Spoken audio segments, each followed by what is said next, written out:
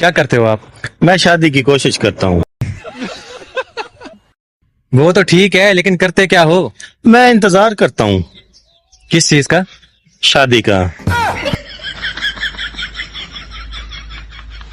मेरा मतलब है काम क्या करते हो? वो जो रोड के पास कपड़े वाली फैक्ट्री अच्छा, है। कपड़े वाली फैक्ट्री में काम करते हो? नहीं नहीं, उस फैक्ट्री में काम नहीं करता। उस फैक्ट्री की पिछली तरफ मोड़ पे जो एक दुकान अच्छा, है। वो दुकान आपकी है? नहीं नहीं, उस दुकान के सामने मेरा घर है, मैं उधर रहता हूँ।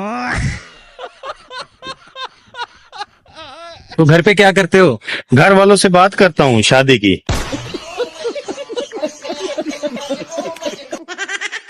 लेकिन उसके लिए काम भी तो जरूरी है ना?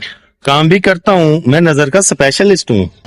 खाओ माँ कसम। अच्छा, यानी नजर चेक करते हो आप? नहीं नहीं, नजर चेक नहीं करता, मैं नजर रखता हूँ लड़कियों पे शादी के लिए।